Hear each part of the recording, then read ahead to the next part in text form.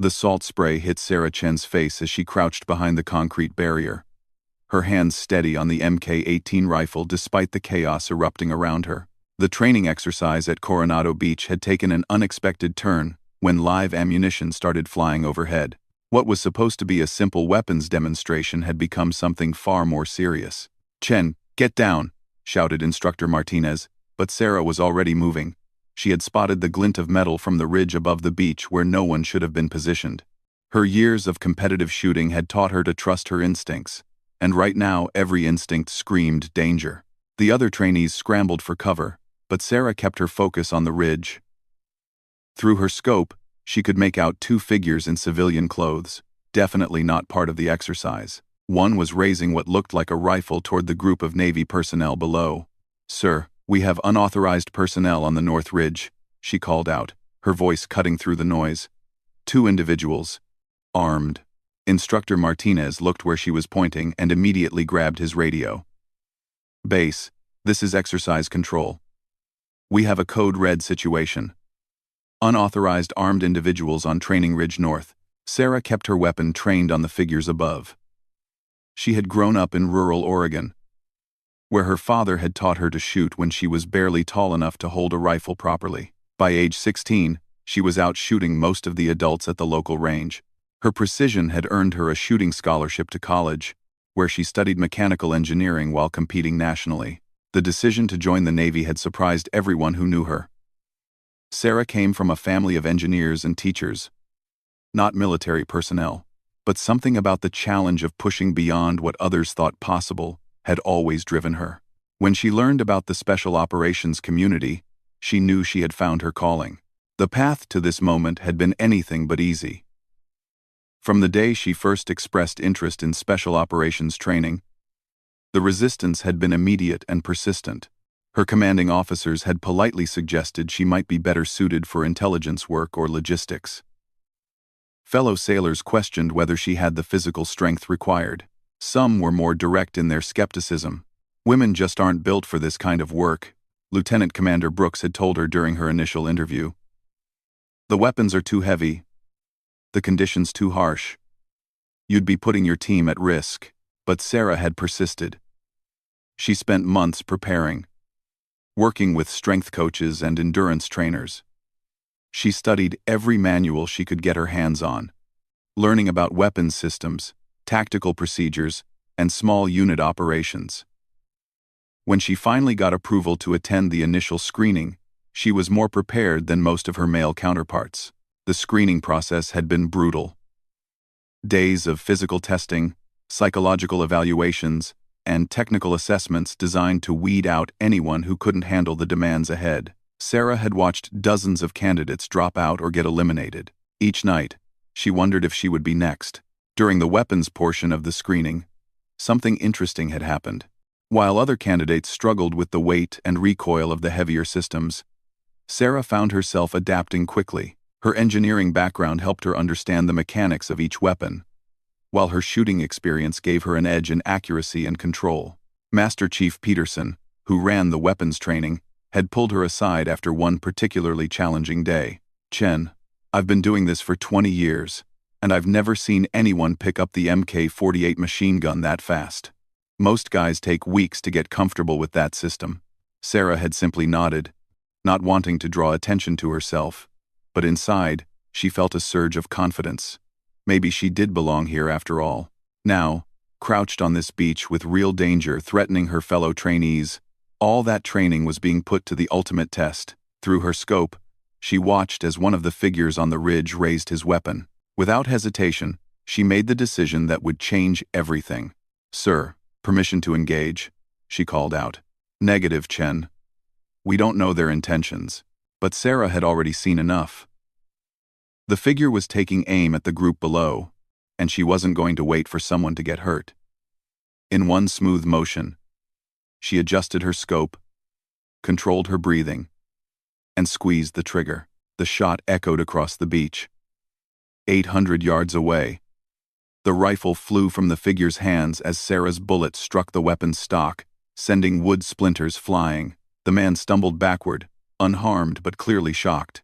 "Warning shot delivered, sir," Sarah reported calmly, though her heart was pounding. Target is neutralized but uninjured. Within minutes, base security arrived to apprehend the two men, who turned out to be anti-military protesters who had planned to disrupt the training exercise. Investigation later revealed they had been carrying paintball weapons designed to look like real firearms, but their intentions had been unclear in the moment. Master Chief Peterson found Sarah as she was cleaning her rifle after the incident. "That was some shooting, Chen." 800 yards, moving target, wind from the northwest, and you threaded the needle perfectly. Disabled the threat without causing harm. Sarah looked up from her weapon. "Thank you, Master Chief. I just did what the situation required." Peterson studied her for a long moment. "You know, there are a lot of people who think women don't have what it takes for this line of work. They think you can't handle the pressure, can't make the hard decisions, can't perform when it counts." "I know, Master Chief. Well, today you proved them wrong. But this is just the beginning. The real test starts tomorrow, when you begin the actual training pipeline. And I guarantee you, not everyone is going to be happy about a woman in the program." Sarah nodded, understanding exactly what he meant. She had already heard the whispers, seen the skeptical looks. Some of the instructors made no attempt to hide their belief that she didn't belong there. Others seemed determined to prove that point by making her training as difficult as possible. But as she looked out at the ocean, watching the waves roll endlessly toward shore, Sarah felt a quiet determination settling over her. She had spent her entire life being told what she couldn't do, what wasn't meant for someone like her. Each time, she had found a way to prove the doubters wrong. Tomorrow would bring new challenges, new obstacles, and new people determined to see her fail. But she had something they didn't expect. She had the skill, the determination, and the absolute certainty that she belonged here, just as much as anyone else. The sun was setting over the Pacific, painting the sky in brilliant oranges and purples. Sarah finished cleaning her rifle and headed back toward the barracks.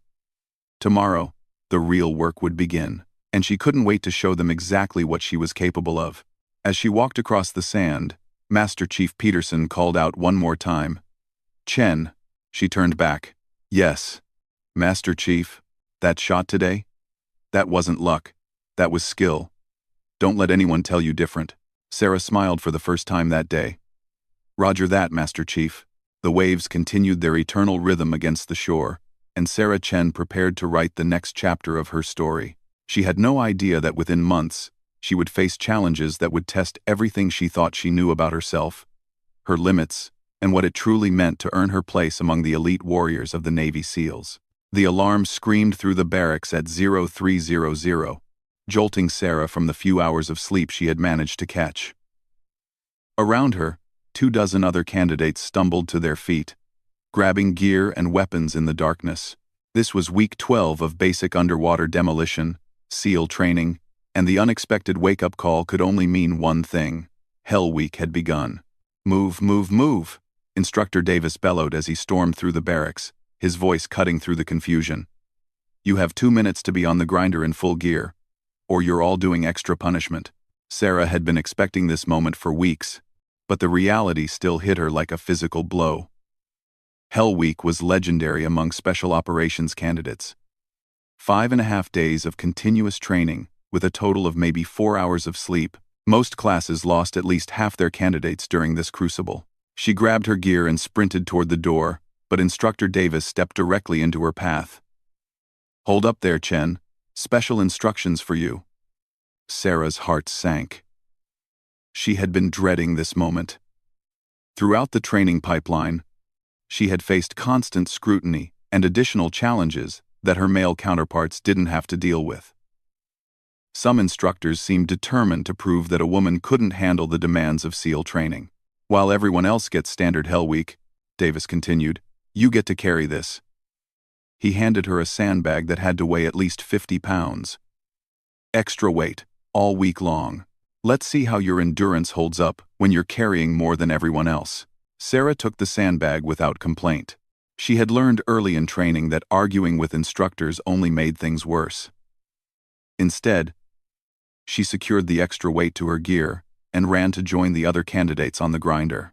What followed was the most brutal week of Sarah's life. The instructors pushed them through endless runs in the sand, ocean swims in freezing water, and obstacle courses that seemed designed to break both body and spirit, all while carrying that extra 50 pounds.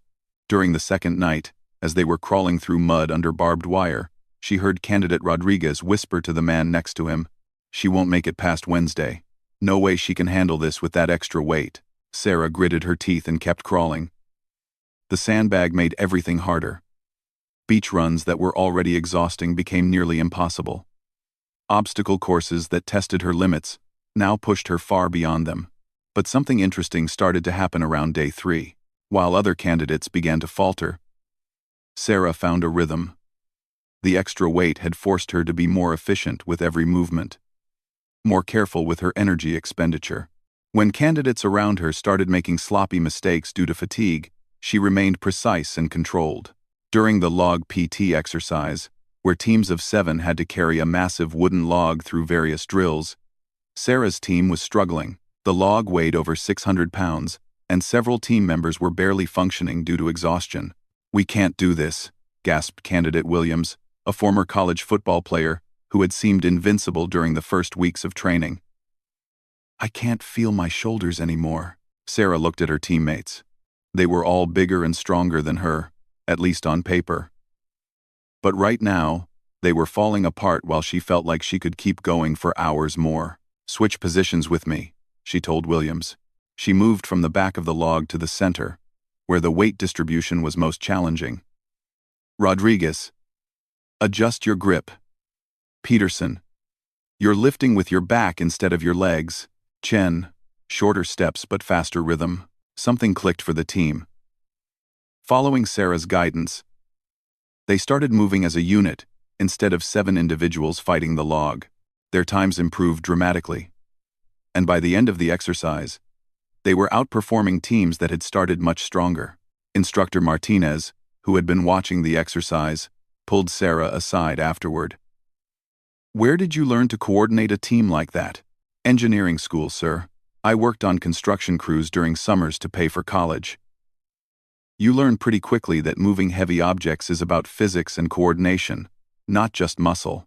Martinez nodded thoughtfully. "That's something most of these guys never had to learn. They've always been able to power through problems." The real test came during the weapons phase of Hell Week. The candidates were given a complex scenario involving multiple weapon systems, moving targets, and simulated combat conditions, all while running on virtually no sleep and carrying full combat loads. Sarah's extra sandbag had become almost invisible to her by this point. She moved through the course with mechanical precision, engaging targets with her rifle, transitioning to her sidearm, and operating crew-served weapons with an efficiency that caught everyone's attention. But it was during the final weapons challenge that she truly distinguished herself. The scenario involved a hostage rescue simulation where precision was everything. One wrong shot could kill a civilian target and result in automatic failure.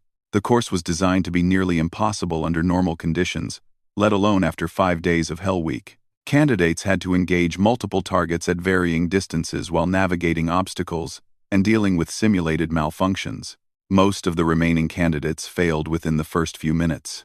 The combination of exhaustion, stress, and complex weapon manipulation proved too much. But Sarah approached the challenge differently. She moved through the course methodically, taking time to properly identify each target before engaging. When her rifle jammed during a critical sequence, she cleared the malfunction and continued without missing a beat. Her shots were precise and controlled, even as her hands shook with fatigue. "Clean run," announced the instructor monitoring the course. "All targets engaged, no civilian casualties, all weapon systems operated correctly." There was a moment of stunned silence from the other candidates. Sarah was the first person in the entire class to successfully complete the challenge. Master Chief Peterson, who had been observing the exercise, approached her as she was cleaning her weapons. "Chen, that was exceptional shooting under pressure. But I noticed something else." "What's that, Master Chief?" "Your gear setup. You've modified your equipment load to compensate for the extra weight you've been carrying. Most candidates would have just suffered through it, but you adapted." Sarah looked down at her gear. Over the course of the week, she had indeed made dozens of small adjustments. Repositioning magazine pouches, adjusting strap lengths, redistributing weight to maintain balance. It had been an almost unconscious process. I guess I did, Master Chief. It just seemed logical to optimize the setup rather than fight against it. Peterson smiled. That's exactly the kind of thinking we need in the teams. The ability to adapt and overcome instead of just powering through problems. As Hell Week drew to a close, Sarah found herself among only 12 candidates still standing. The extra weight that was supposed to break her had instead forced her to become more efficient, more adaptable, and more resilient than she had ever imagined possible. On the final morning, as they stood on the beach waiting for the traditional end of Hell Week celebration, Instructor Davis approached her one last time. Chen, time to return that extra weight. Sarah unstrapped the sandbag she had carried for the entire week. As she handed it over, she realized something profound had changed. The weight hadn't been just about making her training harder. It had been about proving to herself and everyone else that she could succeed, even when the conditions were stacked against her. How does it feel to be the first woman to complete Hell Week in this program? Davis asked. Sarah looked out at the Pacific Ocean, the same view she had seen on her first day of training. But everything was different now. She was different. It feels like the beginning, sir, not the end. Davis nodded. Good answer. Because the real challenges are still ahead of you. As the sun rose over Coronado Beach, Sarah Chen stood with her fellow survivors, knowing that she had crossed a threshold that many people had believed impossible. But she also knew that proving herself once wasn't enough. In the months ahead, she would have to earn her place over and over again, until no one could question whether she belonged among the warriors of naval special warfare. The sandbag was gone, but the strength she had built carrying it would stay with her forever. And she was going to need every bit of it for what came next. The helicopter descended through the pre-dawn darkness toward the compound in eastern Afghanistan, its rotors cutting through air so thin that every breath was an effort. Sarah Chen checked her weapon one final time, running through the mission parameters in her head. After 18 months of the most intensive training in military history, this was her first real-world operation as a fully qualified Navy SEAL. Across from her in the helicopter sat her team leader, Senior Chief Williams, the same man who had doubted her ability to carry a log during Hell Week 2 years earlier. Next to him was Torres, Rodriguez, and Kim. Teammates who had initially questioned whether a woman belonged in their unit, but had gradually come to respect her skills and judgment. 2 minutes, Williams announced over the comm system. Remember, this is a precision raid. Intel says there are civilian families in the compound, so every shot has to count. Sarah nodded, feeling the familiar calm that settled over her before complex operations. The target was a high-value Taliban commander who had been coordinating attacks against coalition forces, but the intelligence also indicated he was hiding in a family compound, using women and children as human shields. The mission required surgical precision. Any mistake could result in civilian casualties that would not only be tragic, but could also undermine years of relationship building with local communities. It was exactly the kind of operation where Sarah's particular skills could make the difference between success and disaster. Chen, you're our primary marksman for this op, Williams had told her during the briefing. We need someone who can make impossible shots under pressure. The compound has multiple buildings, limited sight lines, and potential hostages. This isn't about power, it's about precision. As the helicopter touched down in a swirl of dust and noise, Sarah felt a moment of reflection on the journey that had brought her to this point. After Hell Week, she had faced months of advanced training that pushed her skills to their absolute limits. Combat diving, advanced weapons training, close quarters battle, and specialized courses in everything from explosives to field medicine. Each phase had brought new challenges and new skeptics. During the advanced marksmanship course, she had been paired with Sergeant First Class Morrison, a veteran instructor who made no secret of his belief that women didn't belong in combat roles. You might have gotten through the basic training, Morrison had told her on the first day. But real combat is different. When bullets are flying and your teammates are counting on you, all that range time won't matter if you don't have what it takes when it counts. Morrison had designed increasingly difficult scenarios, pushing Sarah to engage targets under stress, in poor visibility, and while dealing with equipment malfunctions. He seemed determined to find her breaking point. The culminating exercise involved a complex hostage rescue scenario, where Sarah had to neutralize multiple armed targets, while ensuring the safety of role-playing civilians. The shots required were at the extreme edge of what was considered possible with standard military weapons. As Sarah had lined up the final shot, a 400-yard engagement where the target was partially concealed behind a hostage, Morrison had whispered just loud enough for her to hear. "This is where you fail, Chen. Real operators don't hesitate." Sarah had controlled her breathing, calculated wind speed and bullet drop, and squeezed the trigger with the same mechanical precision she had developed over years of practice. The target went down instantly, while the hostage remained unharmed. Morrison had examined the target through his spotting scope for a long moment before speaking. "That was a perfect shot, Chen. I've seen operators with 10 years of experience miss that engagement." From that moment, Morrison became one of Sarah's strongest advocates, telling anyone who would listen that she was one of the finest marksmen he had ever trained. Now, as Sarah moved through the Afghan compound with her team, all that training came together in a seamless blend of movement and precision. The buildings were connected by narrow alleys and courtyards that created perfect ambush positions for defenders. "Contact front," Rodriguez whispered over the radio as muzzle flashes erupted from a second-story window.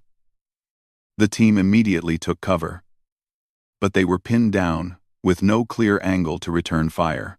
Sarah studied the situation quickly. The shooter was positioned behind a concrete wall, with only a few inches of his weapon visible. A standard engagement would require suppressive fire that could easily penetrate the thin walls and endanger any civilians inside. "I have a shot," Sarah announced quietly. Williams looked at her position doubtfully. "Chen, that's gotta be 300 meters. Partial target. Unknown wind conditions." "Are you sure?" Sarah was already adjusting her scope. She had noticed a piece of cloth hanging from a nearby building that showed the wind direction and approximate speed. The target was indeed partially concealed, but she could see just enough of the weapon to make the shot. "Positive. Give me 30 seconds. She controlled her breathing, feeling her heart rate slow despite the adrenaline coursing through her system. This was the moment when all the doubt, all the extra challenges, all the skepticism would either be vindicated or proven wrong. The shot broke cleanly, and the enemy weapon immediately stopped firing. Through her scope, Sarah could see that her bullet had struck the rifle itself, destroying the weapon without killing the shooter. "Target neutralized," she reported. "Weapon destroyed. Shooter appears uninjured." The team advanced quickly, securing the building. Inside, they found not only the neutralized Taliban fighter but also 3 women and several children who had been trapped in the crossfire. Sarah's precision had saved their lives. The main target was located in the compound's central building, exactly where intelligence had predicted.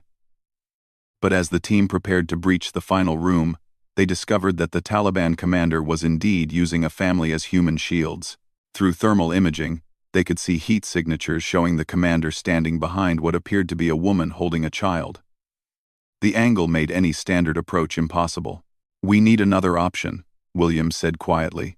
"I won't risk civilian casualties." Sarah studied the building layout, noting a small window on the building's side that provided a narrow angle into the target room.